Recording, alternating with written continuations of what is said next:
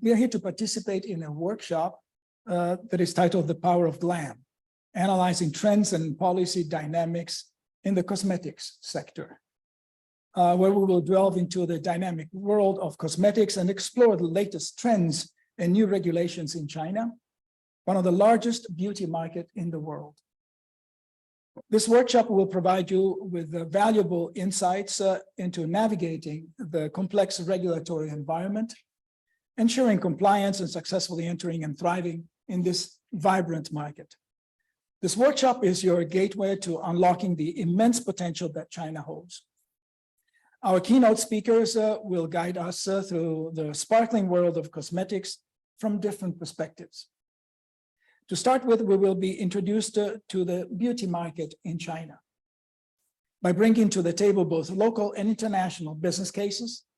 After laying the foundation of the beauty market, we will shed some light on the latest regulations, compliance requirements, and licensing processes specifically tailored for small and medium enterprises.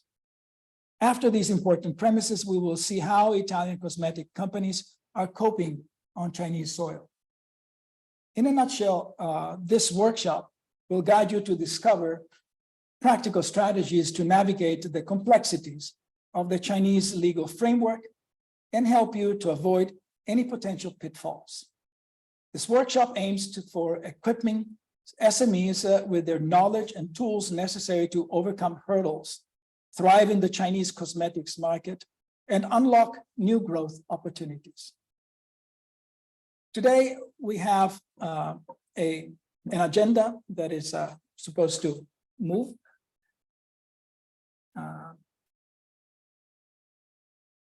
It doesn't work, but in any case, we have an agenda that will be lasting for about 1.5 hours. Through this agenda, we will be moving along by giving the floor to experts. And we will be then having a panel discussion, and then further allowing for you to have some questions. As we always say, working directly live has its drawbacks, and we have to make sure that all the tools we have available are properly working. It seems like we got stuck.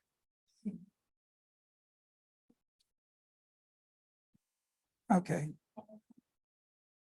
All right. This is the agenda, and allow me to work you through some of the presentations. And I first would like to introduce to you the USME Center. The USME Center is a project that is funded by the European Commission and is run in China since 2010. There are 4 consortium partners that are running this project, and the aim is to support European Union small, medium enterprises that are interested in doing business in China, either via exporting, importing goods, or establishing their position in China. Our services are driven through about 5 different areas. One is a self-diagnosis tool. The other one is a knowledge center, advice, training, and advocacy.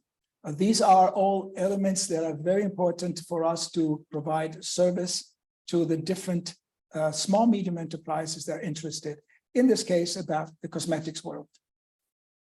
In terms of the co-partner, the co-host for today is the China Chamber of Commerce, or the so-called China-Italy Chamber of Commerce, which is an entity that has been recognized by both governments and has been working since almost 32 years now in China.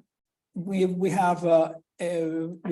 partnering with all the main institutions of the Chinese establishment. So the Italian Embassy and Consulate here in Shanghai, of course, plus the Italian Trade Agency and the Tourist Agency, plus the Culture Institute, and of course the USME Center. So the Italian Chamber of Commerce is a major partner, controlling partner of the SME Center project. As we said, about 8 offices in this chart. We are still missing the latest baby, that is Tianjin. Tianjin was opened only a couple of months ago, and we are now pretty much settled with the 2 main offices in the 4 main clusters of China, servicing our companies in those locations. Working groups are key elements of our activity, and one of these working groups are so-called the Quality Council, where we focus on fashion, beauty, so the made in Italy lifestyle. Services are pretty much information, business contact, events and communication, consultation services, and so on. So having said that, I would like to stop here and move along with opening up to the first speaker for today. And the first speaker is Iris Zuo, that sits here on my right. And Iris has been with China Skinny since 2019 and has led a number of research, strategy, and digital execution projects in the consumer packaged goods space, with clients spanning from Australia, Europe, and North America. In addition, she has led projects in tourism, education, and government, which has provided her with a wide perspective into Chinese consumer behavior. She has a master's degree in accounting and marketing from the University of Sydney and an undergraduate study from the UK. So Iris, the floor is yours, as well as the remote control. Thank you. Here we go. So today I'm going to talk more about the Chinese cosmetic. Oh, hello. Yeah, It's okay. it's okay. Okay. So I'm going to talk more about the Chinese cosmetic and skincare market, and want to bring you more experience and how understanding of Chinese consumers and how foreign brands can enter into market smoothly. So, oh, sorry. Here is actually it's a question, but we don't have the animation here. So here is every day we have more than 100 new cosmetic products launched in China market every day.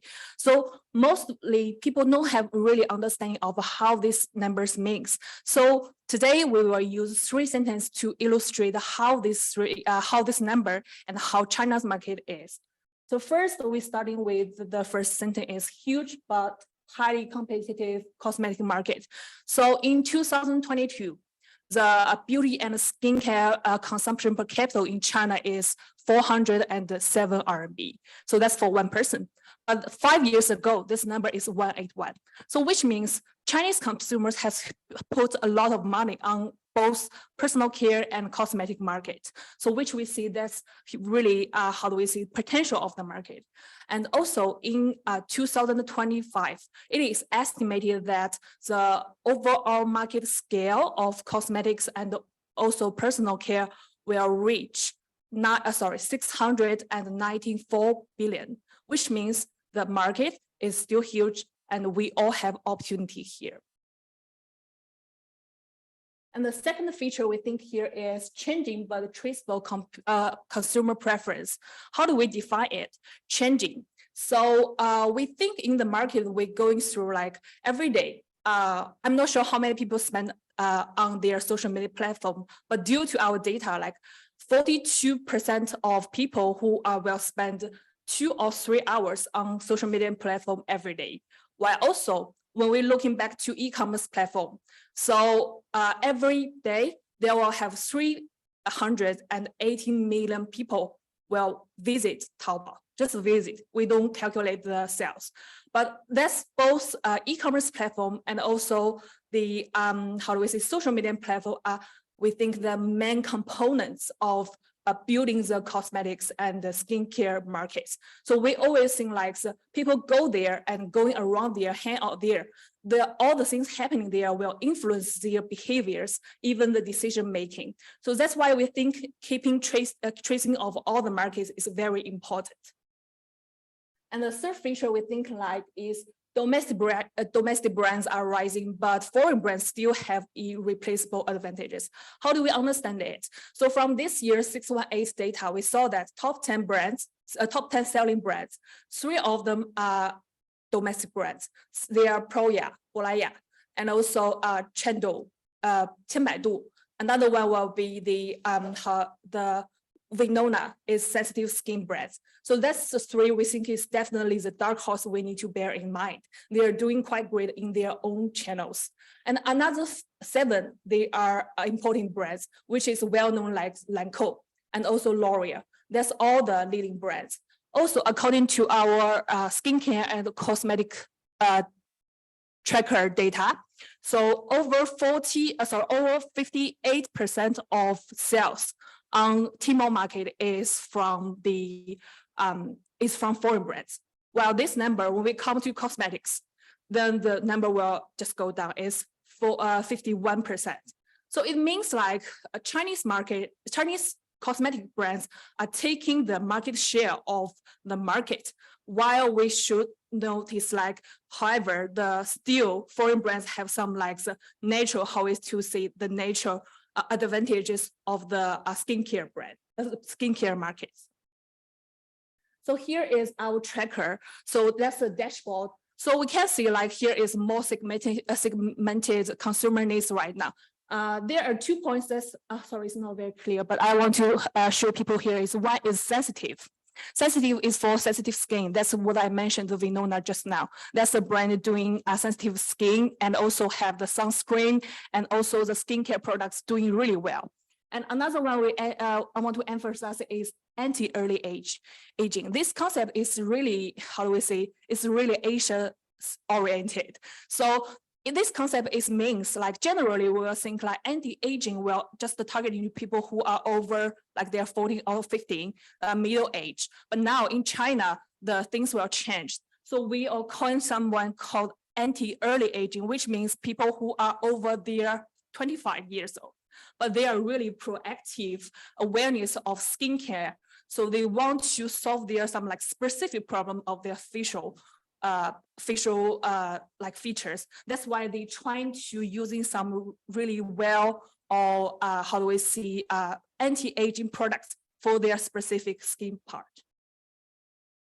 So here are 3 pitfalls that we think foreign brands need to be careful about. One is misunderstanding. Always have some misunderstanding of the e-commerce platform, always have some misunderstanding of the social commerce platforms. That's all the things will happen. And the second one will be overconfidence. Overconfidence is always some brands will doing. Like they think they enter into market very early, so they will take like some advantage of the market, but actually no. Like we always think things will happen like that. Last but not least, it will be the static. So static is like we don't suggest a brand just using one single or one long-term strategy for their growth in China. We definitely need to change something. So you need to change the market dynamic. So that's why your brands can keep living longer. So here I will provide 2 examples to show how these 3 pitfalls that we need to be careful about. The first one will be, I'm sure everyone knows this, is Natasha Denona. They are doing not something like misunderstanding of Asia face. So that's why they provide like day and night makeup on Instagram, which really disappoint their Asia fans like heart, to be honest, because they don't really understand Asia face very well. But another good example is from the Charlotte Tilbury. So this brand is doing like really, how do we say, honest. And they trying to understand the beauty of Asia people. So they are trying to provide, like, we can see like they are matching different lipsticks, they are matching different occasions to trying to provide everything. Is just trying to meet your every aspect of your life. So that's the things we think is a good example why Charlotte Tilbury can attract so many young consumers right now and why so many people want to buy their products right now. So another example I want to share is about the overconfidence and also static mind. So this one is, we all know is Benefit. Benefit is a US brand, which is launching in China, enter into China in 2007. This brand, we all know their eyebrow products are perfect, right? but they only can be remembered by brand products. So within these several years, they don't have really great movement on their products, new products development. And also on the other hand, their strategy in China is very, how do we say, out of date. So in 2011, they entered into e-commerce platform, Tmall and Taobao. That's we see a very wise step. But actually, after 6 months, they stopped business on Tmall and Taobao. So it's really a shame, like they don't really take the opportunity of e-commerce at that time. But after 6 years, in 2017, they entered it again. So we don't really know what's going on with them, but I don't think that's a really clever idea from them. And also another side from the benefit that is their packaging does not really change. Like Chinese consumers' preferences are changing all the time. Currently, the retro American style may not really fit the young consumer's mind. So that's why in 2022, their business in China, especially the offline business, stopped a lot, like shut down a lot of stores and only keeping like 8 stores in China mainland right now. So here are 3 key lessons that we think may be useful from the Chinese market for foreign brands. First is, I don't want to mention a lot, but it's still like highly competition, no matter from the savvy consumers and also from like the, the well-performed competitors in the market. And the second one will be deep brand evaluations. So consumers now is not just compare the price. They will have like the really deep understanding of your brands. So what they want to require from brands will be not just products. They will find something, want to connect them well. It could be value, could be brand story, and could be like the meaning of your brand and the things you are doing right now. So that's all the things can resonate consumers well and help brands connect with consumers well. And last but not least is focused targeting. We are always telling brands that we cannot see our target audience is just Generation Z, post-19s. That's just too broad. So here I want to focus is like we need to make the target audience very clearly. Like you need to know who is your consumers, who are they living now, and who are they perform and who are they thinking now. That's all the important things that brands need to bear in mind. So we have some great tips for brands to bear in mind is first, you definitely research the market. So no matter for your target audience or your, like the unique selling points, that's something you need to explore first. And the second one will be test the market. So test the market here, we mean like you need to find like, leverage the QOCs, not QLs we are talking now, is QOCs. So we definitely see the importance of QOCs around right now. So from the great example is Perfect Diary. They are using QOC as their seed users. So QOC are a kind of person who understand the market well, and also they understand users well, who are the bridge can connect the two parts together. So that's why we see if you want to know the market well, you can start from some testing from the QOC as well. And the third one is the trial in various channels. Currently, we want to focus now is we don't want everyone just focusing on the traditional e-commerce.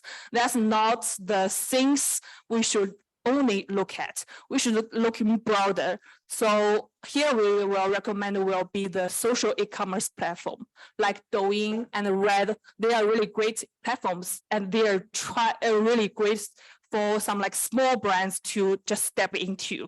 And last but not least, they will be tell a good localized brand stories. You are trying to find some touch points and find some stories that can resonate with Chinese consumers well. Here I will provide an example of how. Oh, sorry. Here we go. So this brand, I'm not sure everyone probably, most of you know this one, is Byredo. Byredo is a niche perfume brand. They entered into China market in 2019. Their key selling point is they will provide a unique, brand memory points for every product. So their best known products in China is Rose of No Man's Land. So Chinese consumer is quite interesting. Like for some fragrance, they are not very familiar, but definitely rose will be the one they were familiar with. So they are trying to tell every story from their products. They will connect their products with Chinese beauty and Chinese consumers' features. Even from this side, we can see the picture here is a screenshot of their Red account. We can see like they are trying to illustrate some like the Chinese authenticities. That's something Chinese consumer really want to see, like you show your understanding of my brands, of me, and you are you're trying to understand me now. That's really great features of all brands should have. And also, they are trying to keep their premium position. So that's why they open all the brick and mortar stores on tier 1 and new tier 2 premium shopping malls. We all know like Xintiandi or Jiali in Shanghai. So every store, they will have very unique design. So they are trying to make everything combined. Just want to deliver your verb of what my brands are doing right now. I want you feel like what I did for Chinese consumers. So another brand is from the domestic startups. It's called Juicy. So this brand is quite interesting. Is they are very new. Their brand is just launched in 2019. This brand is interesting. Is they are not really want to beat with large like competitors in China. They just want to do themselves. So their targeting audience is Generation Z, like young students who are freshmen in the society, who do not have much money, but who want to have like their beauty products look very fun and look very pretty. So their NPD speed is very quick. Like 2 to 3 months, they will have a new series and a new season products. And every products they will have with a concept. And the good thing they are doing is their concept is for one set of products. So currently, Chinese young consumers, they are always meeting the problem lies. They cannot really matching the color of lipsticks, brush, or airlines, or all the colors. They cannot really match it. But this brand they provide a customized service. You can test it first, and then I will recommend you the products that suit you well. And you can choose within the products. That's all the products that can finally make you well. And also the brands are doing great things is they are using some great resonate elements for their every series. For example, this one is called Fen Hou Nulang. This series is every like posting 19s or maybe millionaires are familiar with. That's like TV series we always watch, but they are trying to like recall some memory points. Let's recall your old, like the how do we say, like the old beauty or old fashion at that time. So based on this year's 618 data, we want to share some like the small nuggets from this year.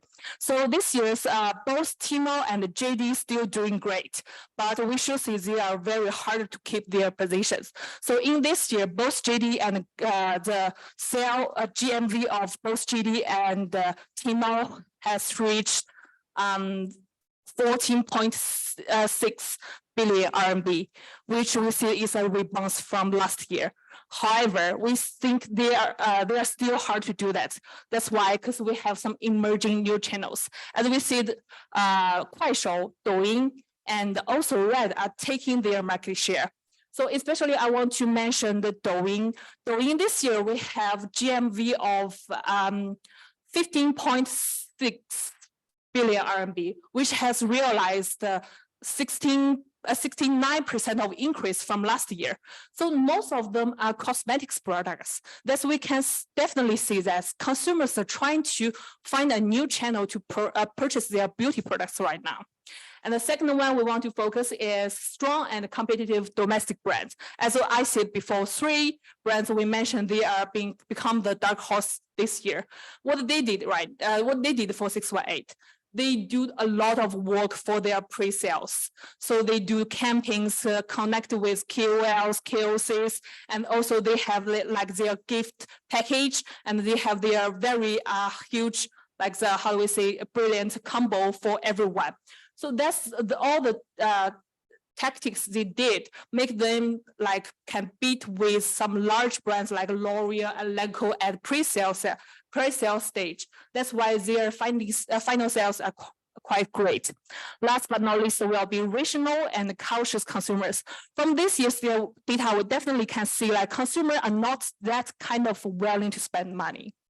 So they still spend a lot, but they are spend more wisely. So one way we can tell it is first, they will more focus on the quality and the value for money. And also they want you trying to finding the good price from different platforms. That's why they will just compile the price between different platforms to find the best products that can suit them. So we all think like brands need to bear in mind like Chinese consumers are quite cautious right now. So we definitely need to notice that. So last but not least, here are some tips for success in China. First, definitely will be clearly identify target market and launch market activity or campaigns that's according to your budget. We definitely think like every brand, they will have like their specific budget. So we cannot just spend money as like what we want. So we need to spend wisely. That's we definitely need to choose everything very wisely. A second point is pay attention to market dynamics, especially changes in channels and new trends in the market. Channels is always things that we need to focus, because definitely we see like red this year. We have some like KOL called Zhang Xiaohui, Teresa Zhang. She just using her like the efforts to bring all the like the red becoming like the leading live streaming channels right now, and especially a good opportunity for skincare and cosmetics products, definitely. And last but not least is develop a localized strategy that suits your brands and brands based on your own brand DNA. We definitely find brands can find have its own brand DNA. That's something you need to find. And how does it communicate with Chinese consumers? So we don't think brands have to hard sell and do need to like show your own personality and show your own uniqueness.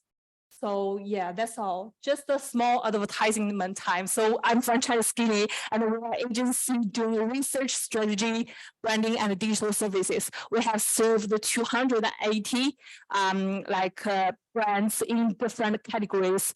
You can see from like the food and beverage, and we also cover cosmetics, skincare, and we also have developed our sentiment tool and also like trackers to tracking the market change. So if you are interested in us, you can search in our like newsletter at chinaskinny.com and also can connect me with more like questions. Thank you.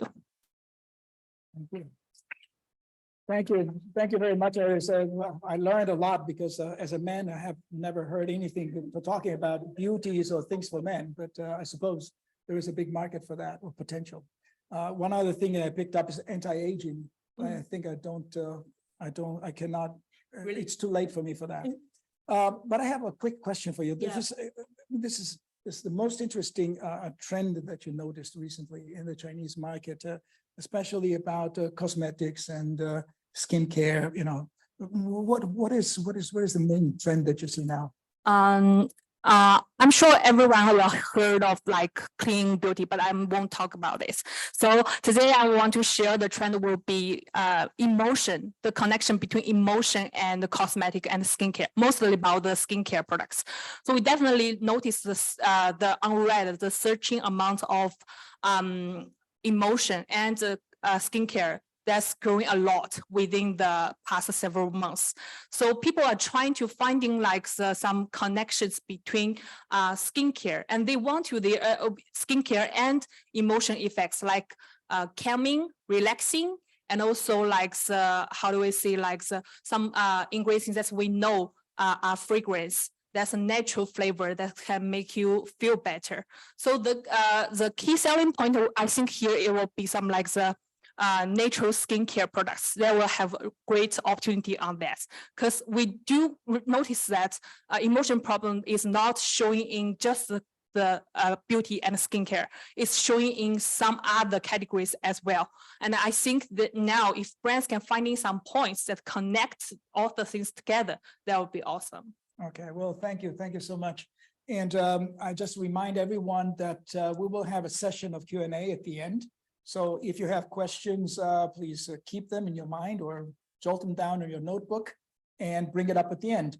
And for those of you listening to us online, of course, there is the usual Q&A button at the top, and you can click on that and put your question there, and we'll get back to you at the end of our show. Now let's move from the marketing to some more legal issues, which is definitely not boring, believe me, because actually it's quite important, because it gives you an indication what you can or you cannot either import, sell, distribute, produce, and so on and so forth. So without further ado, then I would pass on the microphone to Andrea Sorgato. A brief introduction of Andrea.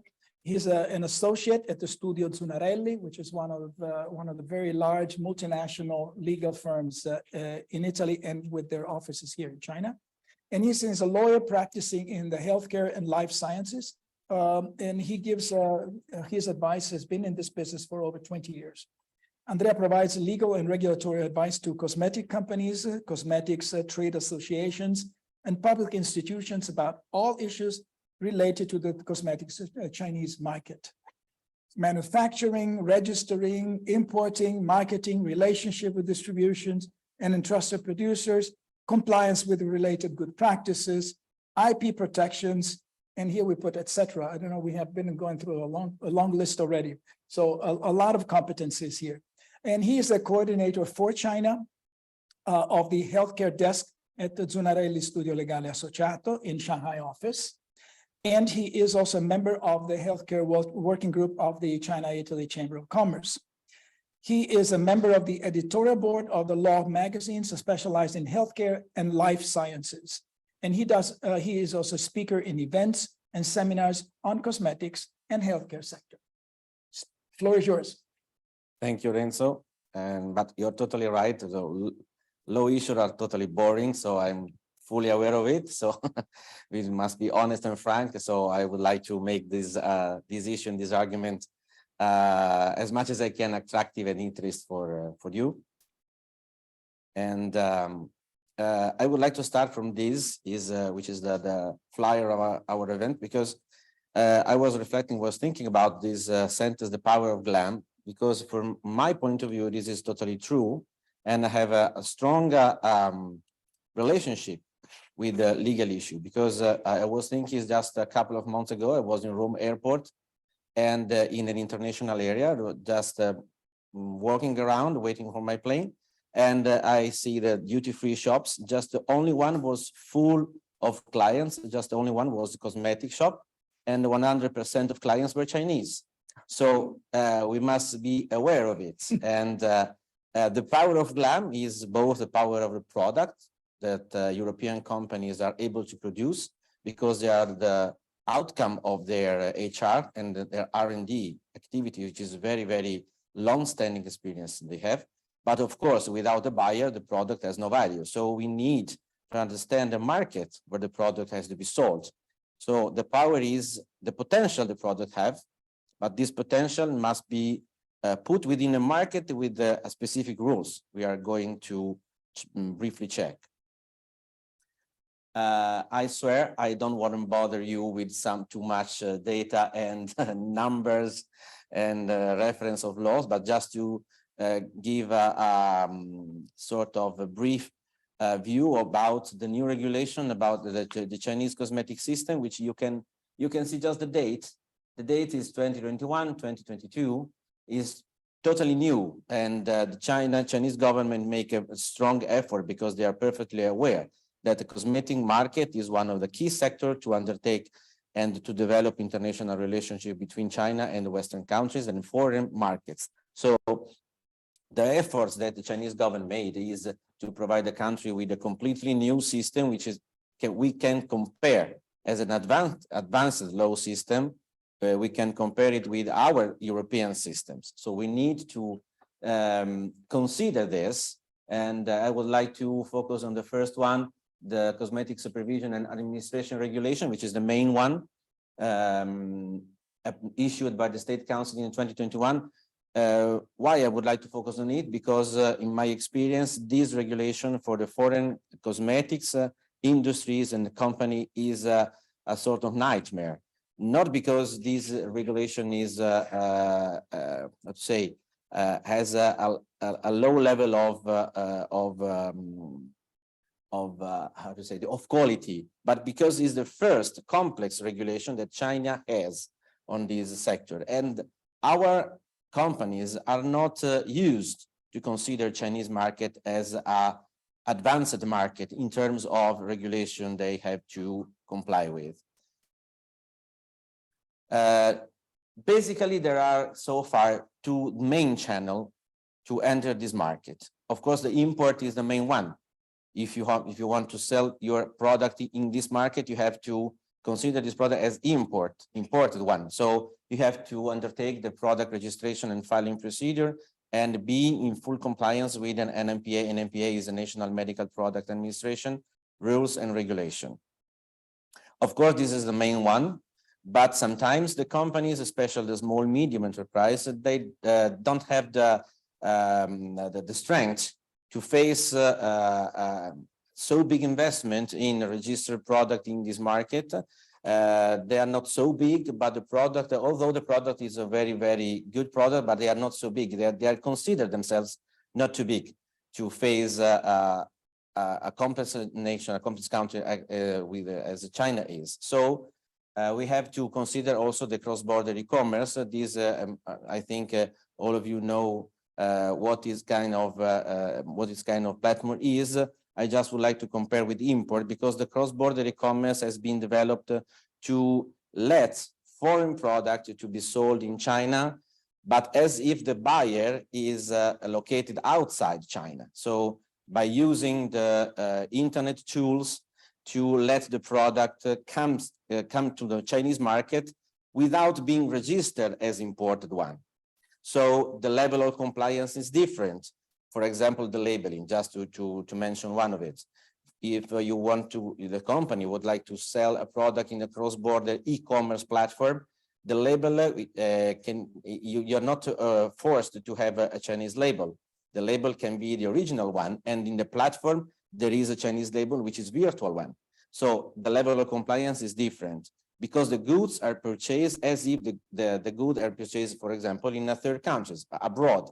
As if the buyer comes abroad in a trip and buys the product in a third country. This is the clarification, because sometimes there is a lot of confusion with what exactly the cross-border e-commerce is, and a lot of confusion between the cross-border e-commerce policy and the free trade zone policy. Why is this confusion happens often? Because in fact, the cross-border e-commerce works throughout bonded warehouses that are physically located in the same place where the free trade zone are created by the government. So there is a physical putting together these two policies, but from a legal point of view are completely different, because for free trade zone are have a geographic delimitation, because the government established a free trade zone in a specific place, which cannot be considered a different one. It's a specific place, and the purpose of the free trade zone is to attract foreign investments in China. It's to put the foreign investors and the Chinese investors almost on the same page, on the same line. So in fact, that's why the free trade zone have these, the policy is governed by a negative list, so which is the list that of investments which cannot be put in place in the free trade zone, and the other kind of investment can be considered as equal, no matter what, if the investor is foreign or Chinese. The cross-border e-commerce is completely different, because it's focused on the product. It's a door to China for foreign products, and is established by the government as a virtual space.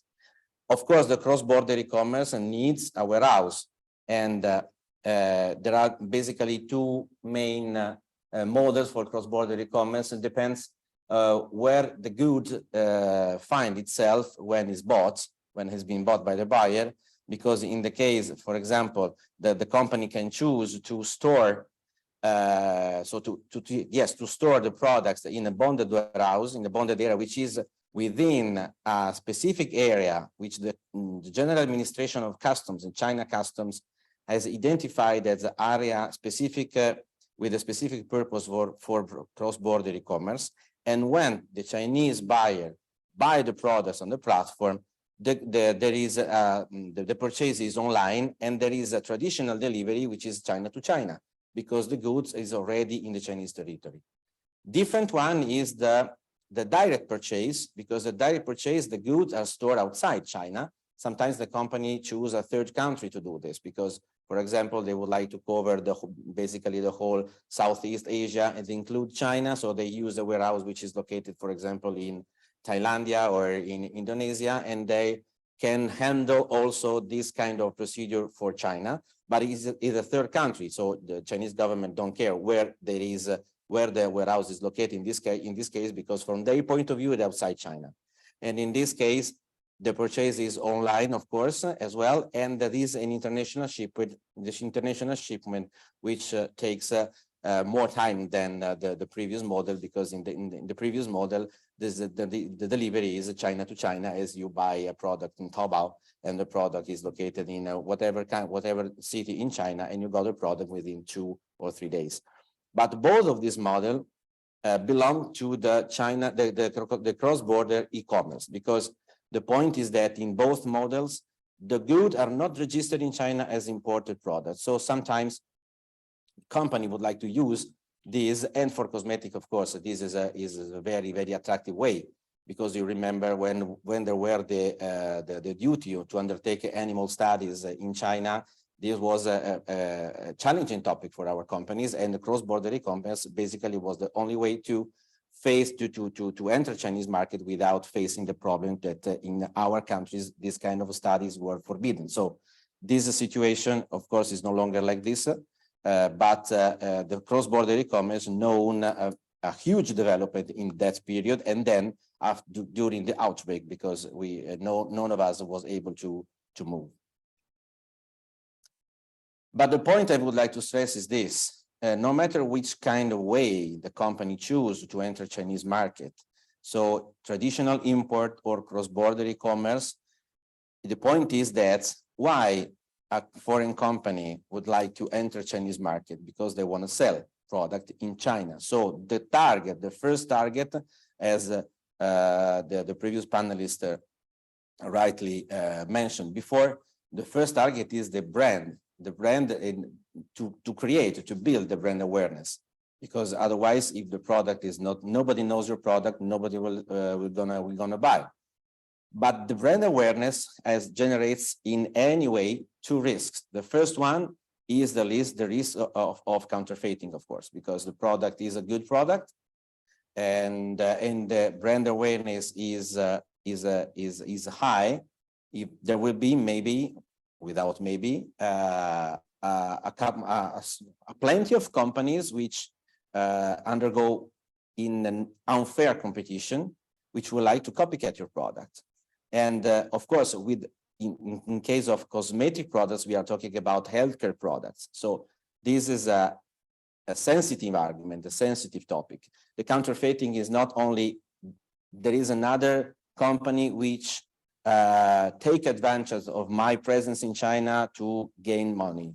Because the point is not only money. The money is is a commercial risk, but there is also a healthcare risk, because the product which has been sold with my brand, but which is not manufactured by me, so I don't know the formula, I don't know, and the consumer doesn't know as well the formula, the raw materials, and the safety and the quality, and so on. So the counterfeiting brings and leads to another kind of risk, which is in terms of safety and protection of the consumer's health. And the other point is the liability, of course, because no matter how I enter Chinese market, by export my product, or by sell throughout a platform.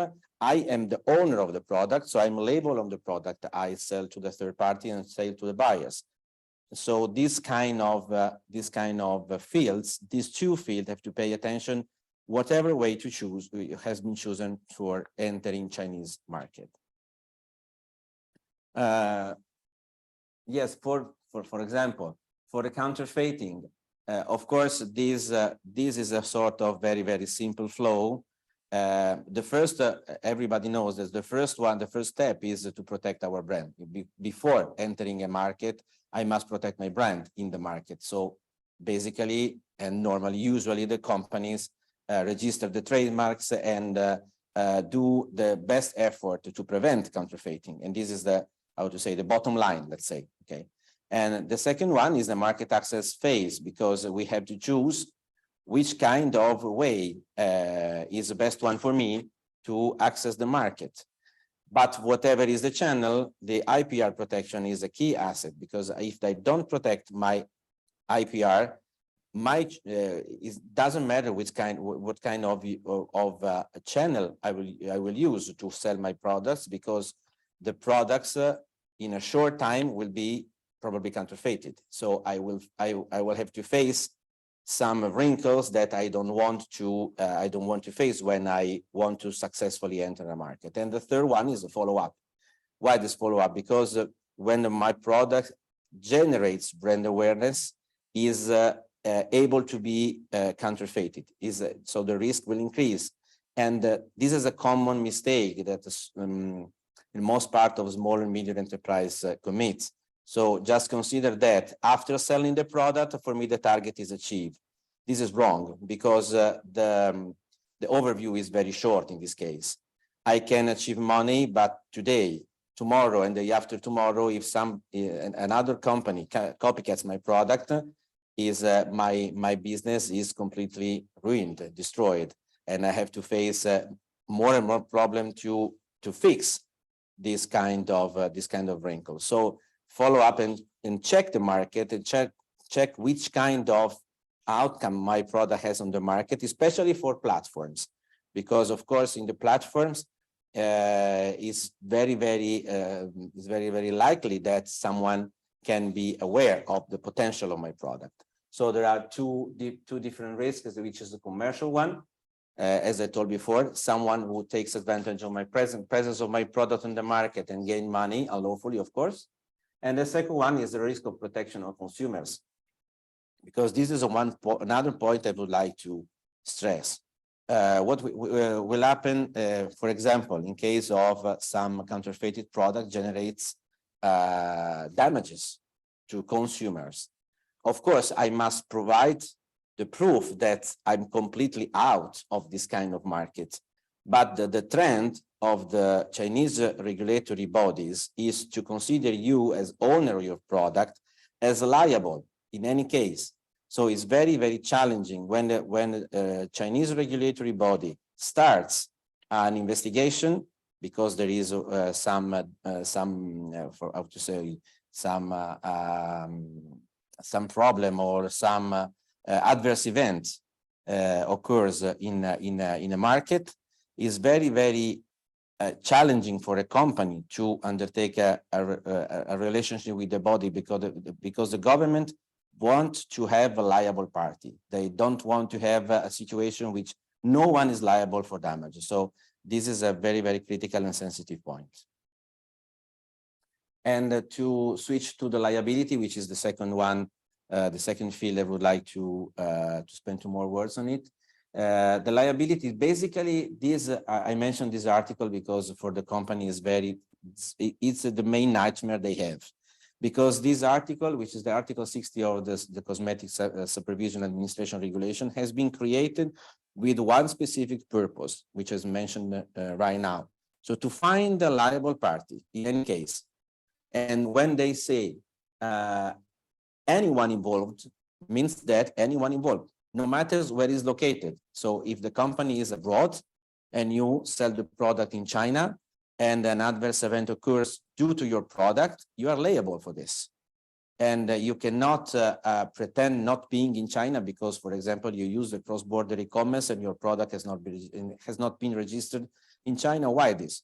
Because you know China has an idea on its sovereignty, which is much more wider than we are used to consider the sovereignty of our country. For example, 4 years ago, the Chinese government issued a law that states that the scope of application of the Chinese law system, even if some fact or some issue happens outside the boundaries. For example, in this case, I sell the product in China, the consumer is a Chinese citizen. So in case some adverse event appears, the Chinese government has the right, from their point of view, of course, but has the right to call you and to ask you explanation about this. So this is a very, very sensitive also, because these 2 points, of course, there is the company don't want to hear this kind of argument when they plan to hit the Chinese target, to hit the Chinese market, because the point is business. But this is an aspect that must be considered in advance, because in this case, prevent is better than trade. So the second point, besides counterfeiting, we have to consider liability, because the liability, in fact, this is the very, very simple slide to explain. Basically, the owner of the cosmetic is the ultimate liable party, ultimate responsible party for whatever events is linked to the life of the product in a certain market. And China is not different than other countries. And we cannot consider, for example, to have a Chinese partner with, I can be safe from whatever issue will appear, because the Chinese partner is a partner. But if the registrant is in my name, I'm liable. And the ultimate responsible, you see, the boomerang, the ultimate responsible will be, definitely will be my company. And this kind of liability comes to the law. Is not, we cannot drop the liability or contain the liability, this kind of liability, just by undertaking relationship, contractual relationship, or by signing contract or agreement with the Chinese partner, and by put on the shoulder of my Chinese partner whatever liability I can imagine will happen, because this is a liability that's come directly to the law. Of course, the contract is necessary. Why is necessary? Because, for example, for small and medium enterprise, the trend and the practice is just to undertake relationship throughout, for example, letter of commitment or a letter of appointment, or a short, very short declaration on purchase order, which is very common in cosmetic industry. But when a problem, when an adverse event will occur, if you don't have a contract, and if you don't set up very clearly and set up very clearly which is responsible for what, this will be very, very difficult to protect the interest of the company. Why this? Because of course the company is a foreign one, and this is a country that have its own concept of the market, and have the fairness, not the fairness, but the how to say that, I don't remember the word, but it is not used to trade foreign companies and domestic one in the same way. So this is the point of starting point, which must consider when we undertake relationship with our partner in China. Of course, this I don't want to how to say it, to scare anything, but China is not a labyrinth, but is a complex system which is getting more and more complex.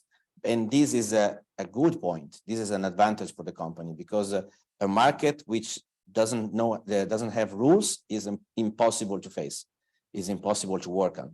The market which has rules force the companies to know the rules. So check the rules to hit the target. Thank you for your attention. I do hope not having bothered so much. Well, thank you very much. Thank you, Andrea. And of course, what we notice, it's a complicated world, right? So to be beautiful is not just a glamour, but it takes hard work. There are lots of rules and regulations that have to be followed. It's a maze, but fortunately, we have people, experts in the field that can help us, leading us through this maze and finding the right solution. So thank you very much for giving Thank us such an enlightening explanation. But I quickly go with a very brief question to you as well. So you mentioned about this FTZ, CBEC acronyms, but specifically this CBEC increases seems to be remarkable. So the cosmetic markets is a key sector in the development of this practice. So what does this CBEC provide the companies with specific remedies, especially to prevent counterfeiting? Yeah,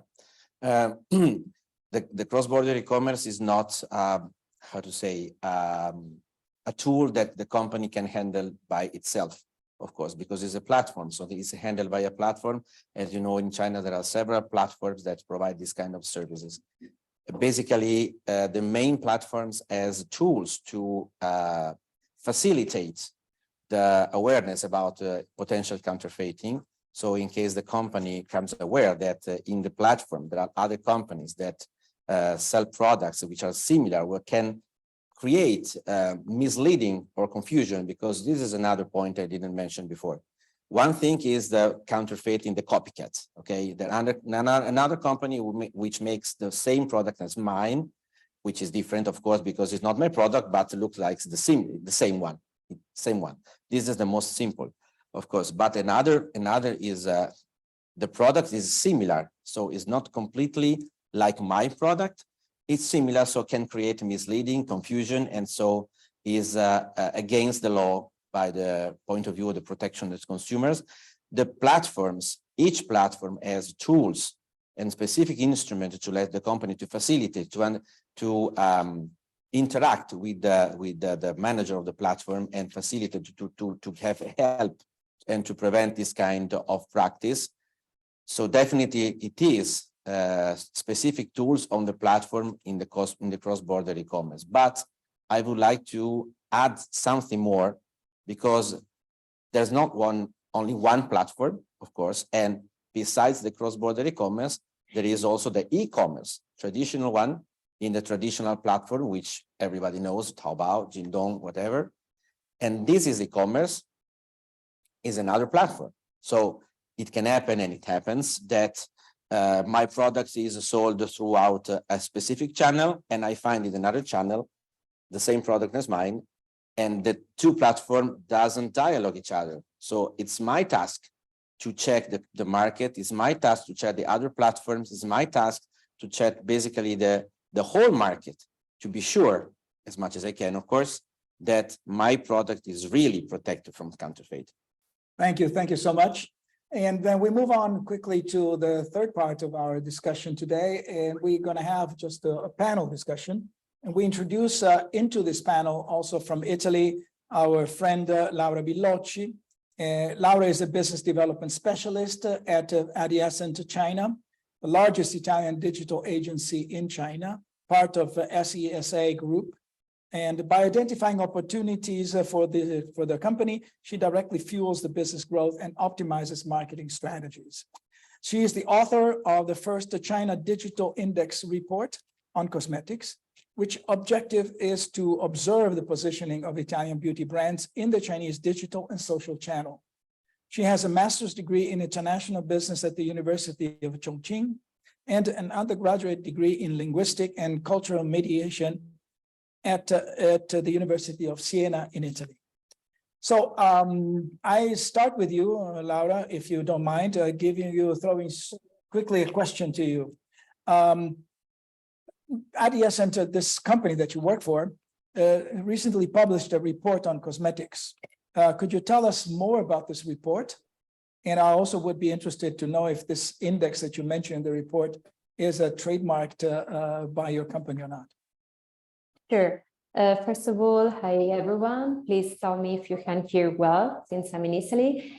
And I also show my screen so you can see some slides that can support and show you some insights of our report. Can you see it? Yes. Great. Yes, a few months ago, we decided to create the first China Digital Index as a digital business partner and one of the largest Italian agents in China, we came up with the idea to create a report. And we were curious and also responsible to observe what are the main players and how they are doing on Chinese digital channels. So we create this report based on Italian beauty companies. So we examined 315 brands. We selected these companies based on the latest turnover available at that time of 2020.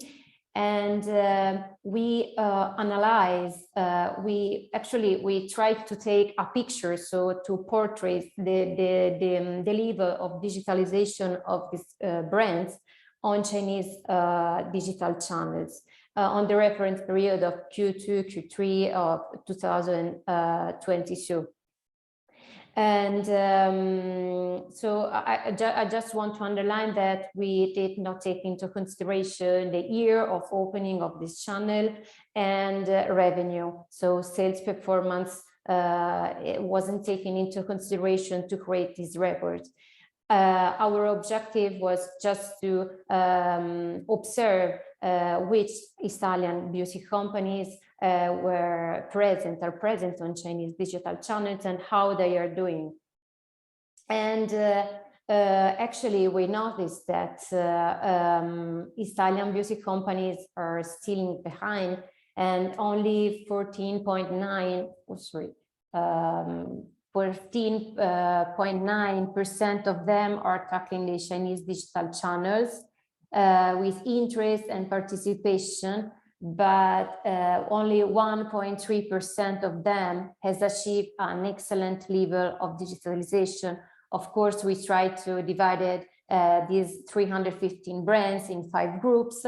And when I'm talking to excellent level, I'm referring to the top group based on our criteria and score. And 1.3% of them, it means only 4 brands that actually are Kiko, Acqua di Parma, Rila Steel, and Marvis. Of course, we went through each channels and we did research by specific channel on that are WeChat, Little Red Book, Douyin, Weibo, and e-commerce platforms, in particular Tmall, JD, and also the search engine Baidu. And we also focus on this different positioning of these 4 top brands. And as a result, actually, we noticed that Tmall is the preferred e-commerce platforms. And despite Little Red Book, of course, originated as and is dedicated to fashion, lifestyle, and beauty, we noticed that actually Weibo is the most used social network, probably because it originated earlier than the others, and is because it's within the Alibaba ecosystem. And only 2% of brands are carrying out activities on Douyin. That is particular. I mean, it's we want to underline it that since on Douyin and Little Red Book, we can do live streaming and KOL and KOC activities, as the previous speaker Iris told us before. And regarding if the index is a trademark, actually is not a registered trademark, but is a concept that we fully developed. We noticed that there was no ranking or list of companies present that we could find, so we decided to do it for the first time. It was also hard for us as well. We tried to be objective, and also we selected strict criteria also for the score. And of course, we are planning to do it in the future as well, probably focusing on other sectors, since our companies covers cosmetics, health supplement, fashion, and luxury as well. Okay. I would like to know one more thing, because here we're talking about Italian companies, right? Yes. I mean, this is a European Union, let's say, workshop.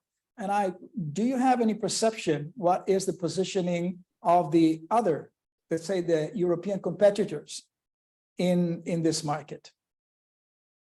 Okay, of course, we are an Italian agency. We are part of an Italian group, and most of our clients are Italian. So that's why for the first report we choose the Italian ones, and so we don't have data to share with you about other European peer companies. But of course, based also on our experience, when we carry out market research for our clients, we know that Italian brands are still lagging behind comparing to other leading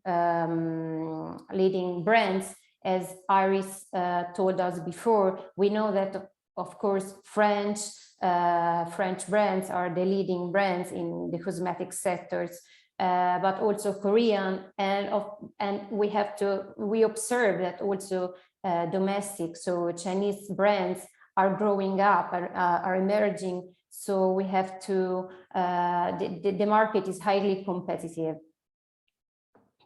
Well, yeah, that is definitely the case, especially in this sector of business that is growing so strongly, as also Iris mentioned before. I would quickly move to Andrea for a quick question to you. So in the SME entering the cosmetics in Chinese market, so what kind of risks do they run due to the small size of their company? So because of course this is a big market, very competitive. Maybe there is a niche for European small medium enterprises, but is it worth it? How much does it cost? Are they going to make money? Thank you. But based on my own experience, the main problem is first of all psychological problem, because of course as a small enterprise, which in Italy, for example, in Italy, but not only in Italy, in Europe, we can consider the most part of the company produce cosmetic are small, not very small, very small, familiar ones. But the product is very high value product. This is a common situation for our industry. And when they have to face China, of course, is a scary situation because China is very big, and understand China takes a lot of time, and even after coming here, and the feeling can be feeling itself more and more lost, because more you are here, more you're complex to understand.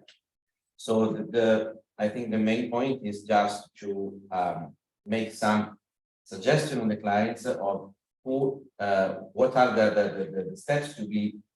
Oh, sorry. I'm sorry. I want to try to use my tie again. Yes. Okay. It's okay now. Yeah. So the first step is to explain the client what's the first thing that has to be done. So first of all, check the product. Of course, usually gap analysis is the first thing to understand really if the product fits the requirements to be sold in China or not. So the first choice is the product is suitable for registration in China. I can consider this way. The product is not suitable for registration in China. I can consider the cross-border e-commerce to enter the Chinese market. And the second point is for a small medium enterprise, if they need to find a partner, to find a reliable partner who lets the company to face China step by step. And this kind of risk is due to the fact that usually this kind of company doesn't have the size to, for example, to set up a company here, to set up a branch here.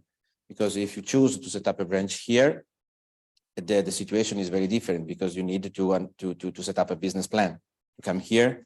And how do you imagine your company here? How is your business? How is your future?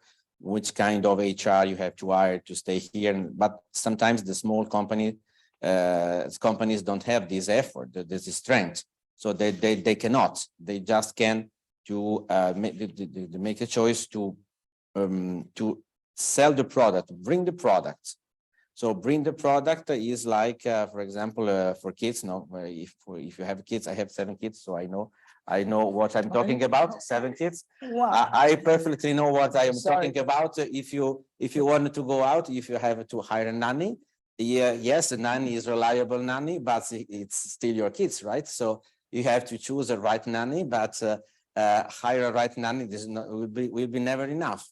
And for a product which has been brought to send out to the other side of the world, is the same thing. And the cosmetic product is a baby for a company, especially for the small companies. For those companies, for example, who have 1, 2, or 3 key products, which must be very protected. So it's very important to have a reliable partner in China who can explain to you which is the situation, which is the best way, and after selling the product, which are the action to protect the product in a long-term situation. Well, thank you very much, Andrea. I go quickly back to Laura for a moment, and I have a question for you, which also I picked up from questions that we posted online. And it is there an indication of why some cosmetic companies have chosen not to go digital, so that consumers used to buy in shops, or is it better only to sell via Tmall? So this balance between going and testing products at the shop, or you buy everything online. So what is your perception? Yes, this is one of our suggestions actually, and we noticed that, and we always suggest our customers, because we can say it through, we have many and various beauty brands clients, and omni-channel we think is the right solution. I mean, there is only online or just offline is not the right way. Of course, we know, as also the previous speaker Andrea told us before, cross-border e-commerce is for sure a more direct path to enter the market. For sure is easier and also cheaper, because we know import registration take time and is a bit expensive for small and medium enterprises. But at the same time, when beauty companies wants to enter the market, needs to consider to offer a wide touch points for Chinese customers. So of course, for entering the market, and you can enter with cross-border e-commerce and test the market, but at the same time, the first year will be hard. We know probably companies have not returns on the first year, but in the second year they should consider also to test the offline market and register the product, so Chinese consumers can go offline to physical store, try products. And of course, they then go online on social media and review, and can read reviews, also with KOL or KOC activities. So we suggest omni-channel like a strategy to enter the market. Of course, in a medium long term, as a medium long term investment. Okay, thank you very much, Laura.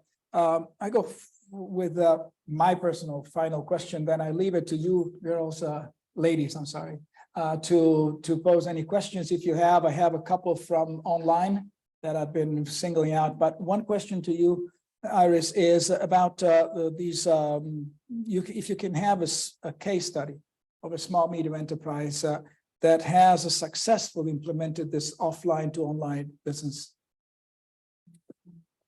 We need that mic again. Sorry again. Sorry. Thank you. Thank you. So based on our experience, most brands are doing now, no matter foreign or domestic brands, the online will be their channels to consider first, because no matter from the cross-border side and also from domestic products brands, they don't have much budget on building an offline store. That's the truth. So when we talking about case study of how to implement O2O in initiative, well, the one I can think is Red Chamber. Red Chamber is a domestic brand, which one get some investment from some investors just yesterday. So the way they are doing great is they have the multi-use products. Their products now are not very complex. They just use one product for all office. So their products is quite great, but they are they are trying to finding the way of in the China market. Then the first thing to do is launch on Tmall, Taobao. So that's some general channels that all people will think about. But they also explore the mini program, Red mini program, to gain some traffic. They want to use their, they want to gain some seed users from beginning, as I said, like KOC. That's one side. So also that can be their a loyalty program, and also their how do we say, a way to keep their membership. So after they are doing building their online channel well, the next step they are doing is they want to find some way of the offline channel. So the way they're doing is not like the big brand doing. They are doing the enter into the brands, or how do we say, cosmetic brands collection stores, like the colorist. That's a domestic one. And we also have the Harmony. That's kind of the color, the cosmetic collective stores. So when they are cooperating, is very small one in Shanghai, but the location is great. I can't remember, but it's in the city center. And the way they are doing is not only for selling products. They are trying to building their how do we say, spread story. Is we operate with offline stores, and we are doing some the campaign, and I want to show my have some art exhibition with the brand, just to show I'm what kind of brands, and show to consumers. I think that's a great way that you are not really focused on sales, but I know sales is important. So you are trying to see something more, just more than sales. So that's a way I think is a really great example of O2O initiatives. Yeah. Well, thank you. Thank you very much. Questions coming from the floor, from any one of you. If you have any questions, don't be shy. Yes, please. But you have to pass on because we have about 40 plus people online. So. Oh, thank you. Actually, I have a question for Iris. I have two questions. The first is, I noticed that your skin is nearly perfect. And then, so I would like to ask you to recommend us some cosmetics or some skincare products. This is my first question. And I want to listen to that one. Okay. And the second one is regarding my suspicion and expectations of the sensitive skin products.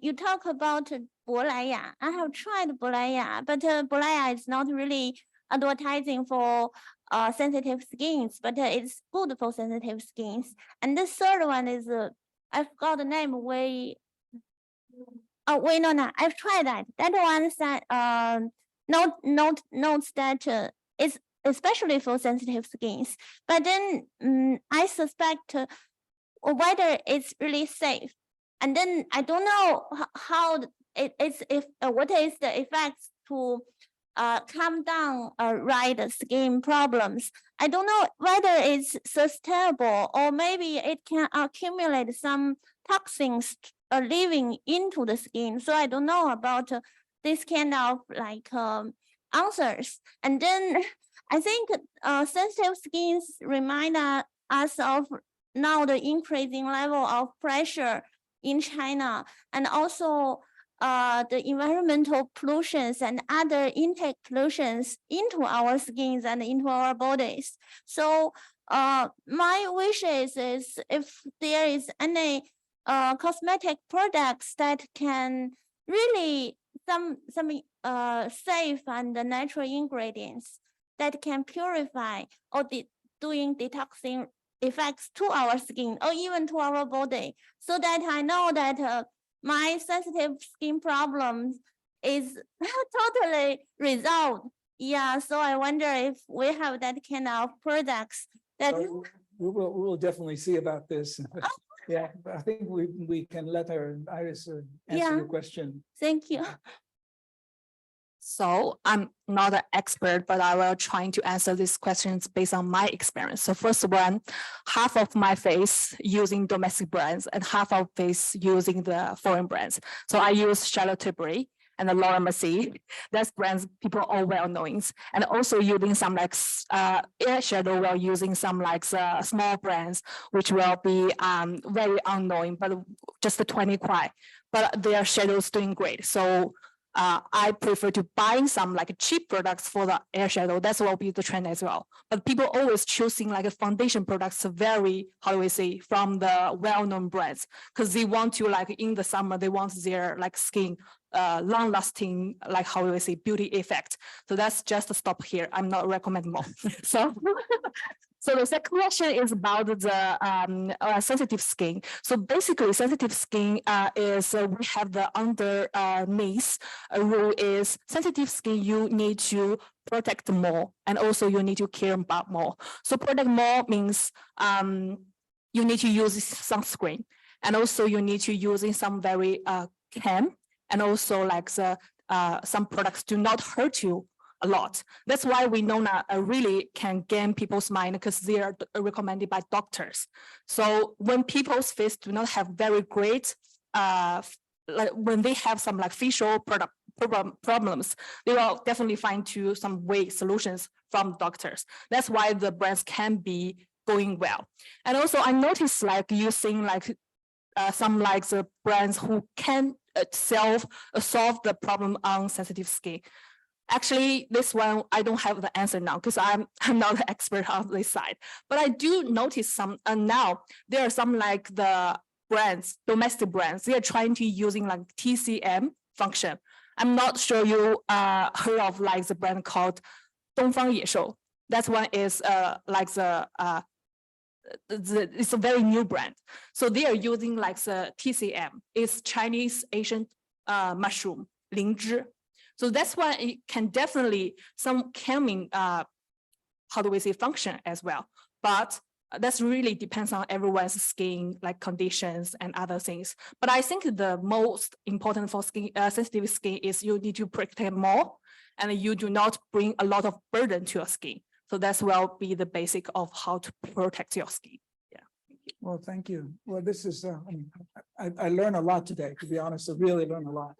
But I also think it's quite an expensive area to get involved in. I have one question for you that is, we know that in many different businesses, there is a joint venture situation, right? So do we experience anything like this in the cosmetic business area or? Yes, there is, because it depends on which kind of model the company choose. Joint venture, you have to be clear because have a Chinese partner, don't force me to have a joint venture. Joint venture, I'm sorry, but there. I'm not used to use microphone, but I have to learn to use microphone. So okay. I'm sorry. So have a Chinese partner, don't force to have a joint set up a joint venture because a joint venture is a third vehicle, a third company entity. But sometimes for investment reason, not for to protect the product or to have a better capacity to face the market. I think the joint venture is more linked to the which kind of investment you would like to set up in China, and which kind, of course, of mutual reliability you have with your partner, because a joint venture is like a marriage, so you have to be careful. And set up the joint venture is not like sign an agreement, but sometimes for cosmetics it happens. For example, if you wanted to establish your manufacturing here, because this is not I think not too many small enterprises do this, because you, of course, set up a joint venture means you have to invest, you have to bear liability, and is not for every kind of company, but for medium companies so medium and large is an useful way. And if the level of reliability or trustfulness is high, is a good way to use an investment in China, because you have to set up a company which is a shared, is a Sino-foreign investment company, to create more opportunity to do business throughout the joint venture, which is a Chinese company. So you have, for example, you can choose to register the products on the name of the joint venture, and this makes the product more able to penetrate the market. So is an opportunity to be explored. Yes, It's still a very competitive market. of course, indeed it is. So the issue is still the same. Any other questions, please? Yeah, sorry, we have to go through this, but again, otherwise they don't hear us around the world, wherever they are sitting. Hello, everyone. My name is Joya, and I work in the real estate. Sorry, the problem is here, we don't hear you. Sorry. If you speak up a little. Yeah. My name is Joya. I work in the leasing. Commercial real estate, and I observe a lot of new brands, like first entry brands. So we work. My first question is about marketing question, maybe, because I used to work as an interpreter for Cosmoprof of Bologna, and I noticed that some small and medium enterprises, they want to enter China, and they collaborate with Chinese spa center. And this is one way they do the marketing and sell their products. But I was wondering how does it work? I mean, is there any industry regulations to prove that an Italian brand in China can applicate to Chinese people's skin? I mean because if you go to participate in the fair, thousands of brands, small, big, and thousands of products they use, also skincares. And I think this is the first question to answer to the small and medium-sized companies. Is there any regulation to prove that they can succeed or exist in Chinese markets? This is the first question. And the only one. No, I have a lot of questions. Sorry. Yeah. But later I will ask others. Okay, Yeah. so you have to give up your microphone. Yeah. So We did. Who's answering? I think so. Is it? Thank you. Thank you. Laura, sorry, Laura, if you're still online, if you feel that you want to answer some of the questions or add to it, please feel free, okay? Sure, I'm here. I'm hearing you. Thank you for the question. Actually, I think the question is a regulatory one. So it's a kind of field that belongs to legal, but not 100%. So I give an answer based on my experience. So sometimes especially for small enterprises, you're totally right. In Cosmoprof is main event for cosmetic industry in Italy. And is very important, especially for small and medium enterprises who would like to enlarge their brand awareness. Okay, and for China, but I think it's the same thing. What can we say for other countries? Basically, the problem is always the same. Different countries has different regulation about what kind of, for example, raw materials, what kind of ingredients, and what kind of formulas can be registered and used in a certain countries. And any countries has its the power, its sovereignty to decide for their population, for the people, what kind of products are allowed and what kind of products are not allowed. And in my experience, I had clients that in Italy had a very, very good business and high quality products, very small enterprises, which were not able to register the product here because the regulation in China, they didn't allow to consider the raw materials they use as suitable for registration here. So this is a problem that can happen. And that's why for cross-border e-commerce, I think this kind of products can be sold only throughout this channel, unless, of course, the company will decide to change the formula or to adapt the raw materials they use. And sometimes some companies take the decision to create a different line, especially for China, because they want to enter this market, but they are aware that the product as is not able to registration. So they want to create a different line, which has the same brand, but is specific for China in order to be let the product to be able to be registered. So I think the only way is just to follow the regulation and as I said before, make a gap analysis, very specific, to check if the product as is, which the regulatory characteristic, the features they have, the ingredients and raw materials is suitable for the registration. If not, two ways: change the formula on the raw materials or choose the cross-border e-commerce to enter the market. Oh, thank you. Then I move on. As I see that we're still here, so nobody left yet. So although it's 5:30 and online, we still have the same number we had. So I think that we can continue for another 5 to 10 minutes max. I have one question for Iris that came online. Sorry, I'll pick it up again, which is, would the Chinese consumers pay extra for sustainability concept, such as sustainable packages or materials?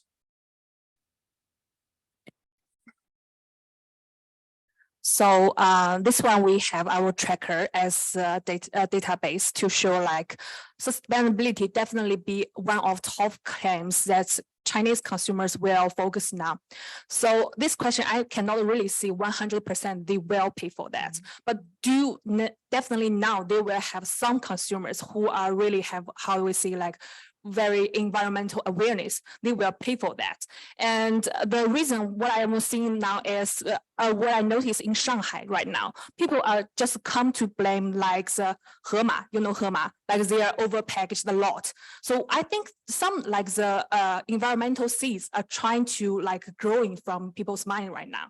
So that's why they will, that's why when they see some brands that pack a lot, they will say, oh, that's not great. So when we back into sustainability, how do we say, package, is the reason, sorry, the most important thing is you need to show consumer how does it looks like sustainability. You need to have some like certificate, or you need to have show them how do you doing the whole process. Why do you want to do that? Like your brand value or brand like the story behind that. That's why you can make consumers willing to pay for money for that. Yeah. Laura, do you have anything to add to this from, I mean, from your statistics, from your evaluations? Is something that shows up in this respect? Yes, actually, we, as I said before, we didn't take in consideration like sales and performance, so we were not so focused on it. But actually, based on our experience, we noticed that, as Iris told us, not 100% of Chinese consumers are really focused on sustainable issues. But we also observe that if brands can really communicate their brand identity, their mission, their values, Chinese consumer, and of course, beauty and cosmetics are high quality cosmetics, Chinese consumers will pay also for extra and are willing to pay for like medium high expensive medium high cosmetics brands. So yes, not 100%, but yes. Right. Well, thank you. Thank you so much. Any other question from the audience here? No, I saw you had already one. She has not. So I give the right to her. Please. For the market question. So as you mentioned, Iris, you mentioned that you know, lot of company success because they do very good localization, like to, you know, follow up the I mean to think of the consumer think like Guochao, or to think of the Chinese young people what they want. But there's one more there's a question. So how can a European company, cosmetic company, to prove that we are European, we are different with the local, to keep the balance, become yourself. I mean, European self and the local company. So because you go too much to the consumer part, like, okay, you can package like the Chinese style, or you can just to try to fit the preference from the Chinese consumer. But how can you make yourself different than the with the local company? Like, I'm a European company, I'm not a local brand. How? Yes, thank you.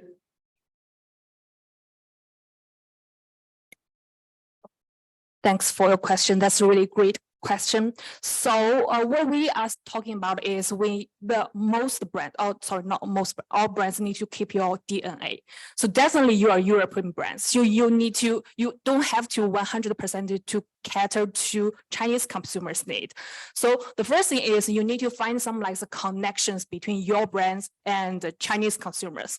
And also like from Chinese consumers' awareness, what's your does there any like the advantage from the European cosmetics or skincare products? For example, when we mention France, there will be definitely frequency and the perfume, this kind of thing. We saw the data from Laura, that's Aqua di Parma, and also like these kind of things, like you have your nature advantages. You are really like have the hero products in some categories. So for some like these kind of categories, we think have huge potential to win in the market, because Chinese consumer will have like natural like how do we say trustedness of your brands, because you are doing this one really great. You are doing this for like long history and a lot of years, but we don't have that one. So that's why they can communicate with you very well, because you are easy to engage with them. And another point is, like you said, the China chic watch out. This kind of things is we think for most of the brands, if you 100% follow the step of Chinese consumers, that will be definitely wrong. Because sometimes you are doing the way not suit your brands. Like, how can I communicate with like Italian cosmetics with like China chic? That's two different things, right? So you're trying to matching things that have some connections. Maybe some like Chinese consumer knows like some orange blossom from like the Sicilia island, or some like the place that they will have some like a nature association or imagination. So that's things you can leverage well with Chinese consumers. Well, thank you so much. I think that we are about 10 minutes overshooting, so it's probably time to close here our event. For those of you that are here, I think that later you can talk to our experts directly and get your answers. For those people that have sent us, I counted about 10 questions online. We managed only to answer a few of them. The others we will pass on to the expert and try to answer to you directly or via mail or other systems. So I do thank you very much. Of course, one last thing, which I was supposed to say at the very beginning. My name is Renzo Isler, right? And I'm the Secretary General of the China Aid to the Chamber of Commerce, as well as the coordinator of the USME Center Project Phase 4. So it has been my privilege to be here as your moderator tonight. And thanks for our valuable speakers. And honestly, of course, I'm ignorant about the whole topic, but I learned a lot of stuff. So thank you again, and wish you all the best for the rest of the day. Thank you. Oh, sorry. By the way, before we forget, scan this, please, if you can. It's a very short questionnaire about the event today. We're asking for your opinion because we're keeping track at the USME Center about the value of the messages and the information we get. So thank you again.